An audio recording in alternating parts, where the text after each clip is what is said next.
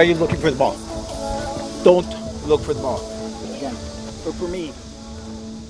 I started playing American football for like 14 years old, which was about 5-6 years ago. I was very athletic, very sporty, but I was around that age where girls start to fall off when it comes to sport. And I was like, if this doesn't work out, just stop playing sports. I'll just focus on my academics. Scores or whatever the score is. Nice!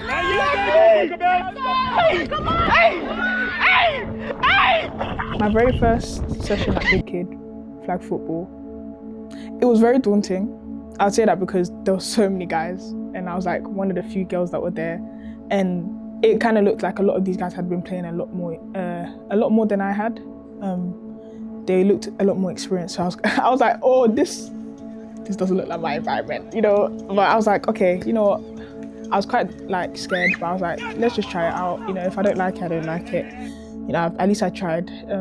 So I think the session was scary, but it was quite exciting because at the end of the session, I was like, I might come back.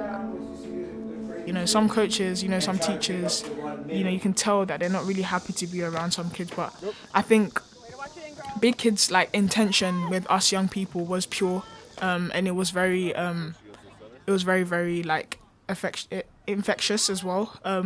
Their joy and their happiness that they have been there definitely rubbed off on me and other young people, and also showing up as well, making new friends, you know, being around friends that you haven't really spoken to, you don't really speak to when you're in school. At the start, I never thought this sport would take me as far as it has taken me now. I think I always saw it as an after-school club. I saw it as an after-school club or a social, you know, environment. And I was just quick, so it's like the ball just get thrown into my hands or given to me and I'd run. But I wasn't good at changing direction. I wasn't good at, you know, catching the ball. Every time I tried to catch the ball, I'd scream, you know, like those memories. But it's like, I think seeing how far it's taken me now, I never expected 5 years ago for me to be in this position right now. Yeah. Talk to me about how you're feeling. Oh, I'm feeling so good. I'll be so honest. All the nerves under control. Who would have thought you can control your nerves and your anxieties? Listen, but honestly, I'm feeling very good.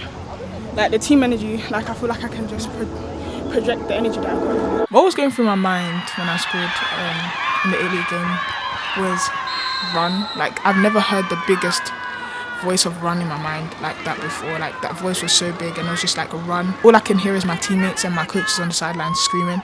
And those moments like that made me realise that's the reason why I was selected, you know what I mean? Like there was actually potential in me that I didn't see, that my coaches saw and my teammates saw. As the sport continues to grow, what opportunities do you see for girls and women, especially? As the sport grows, I think for girls, like the opportunities and women that are available for them is definitely like someone like Diana Flores. Like she doesn't play contact, but she's in that environment because of her ability to play and her desire for the sport. And I think it's just that understanding of balancing life that, especially as women, motherhood is a thing, you know, marriage, wife, like, you know, all these things that you look towards having in the future. Don't allow anyone to let you know that sports is going to stop that. No, it's definitely, it will actually increase the discipline, you know, the relationships that you build. I think it's a foundation of helping you for future things. And I think opportunities like playing abroad, so, you know, university scholarships to go and play in America, those are things that are growing that women can definitely work in, and also, you know, representing their country, you know, going into schools to talk about the sport, you know, that's a good thing. You do that again. Nah, bro, I got nothing in, I'm moving. Oh! Hey! I used to struggle with expressing myself, so it's like Big Kid helped me to open up, you know, to expression, and not just verbally, but also physically and emotionally. And I think that also helped me to build my confidence playing the sport, because I was showing up to sessions every week, and it wasn't just a coach and a player, it was friends. It was also being able to talk to coaches who were, you know, educated on, you know, the things that I was going through. And then it made it a safe space for me to come back to. And safe space means that I can express what I'm going through, both physically and also like mentally. So Big Kid definitely played a very, very big role in my life. Ending of 2022, beginning of 2023, I went to my first ever GB trials. That's when I probably got noticed. I was like, you know, quick. I was able to catch the football. I think it was also prior to the silver squads being made as well. 2023-2024 season, I definitely did get a phone call about being a reserve, but obviously being a reserve just means like, you know, hanging tight, and obviously it doesn't always guarantee, because you don't want your teammates obviously getting injured and everything, but that's most likely the time you'll get into the squad. But 2024-2025 season, it was actually a face-to-face interaction actually, and I was actually in front of my coaches sitting at like on a chair in front of I think 5 of my coaches, and I was basically told that I made the squad. Didn't obviously just mean, oh, you've made the squad, great, amazing, next person, but it was being told what I need to work on, what may be stopping me from being the greater athlete that I was destined to be. And I really appreciate my coaches for that, because it brought me to tears, definitely, because it's like your dreams are genuinely actually coming true. As a rookie, stepping into such a big space like that, you know, with Great Britain playing at the World Games, it was a lot of pressure.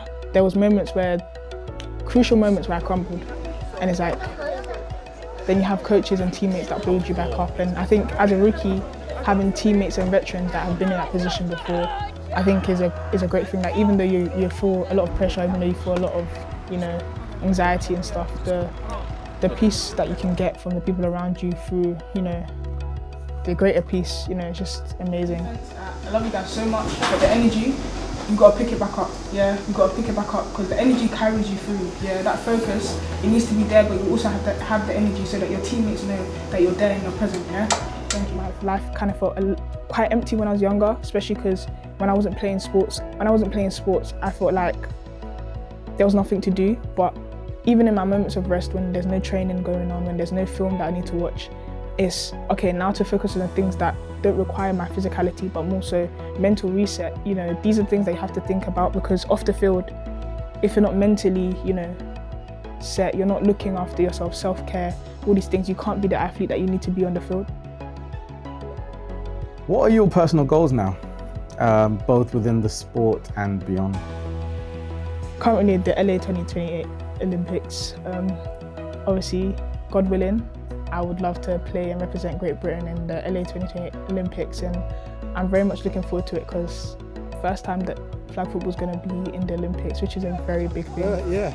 Why am I facing the wrong way? When people watch my story, I would love for them to take away the fact that you didn't just come this far to get this far, do you know what I mean? I think it's very important for you to remember that every day is another opportunity for you to get further, put yourself out there. You can't find the people or do the things you want to do when you're indoors, when you're hiding, when you feel you're scared. Put yourself out there.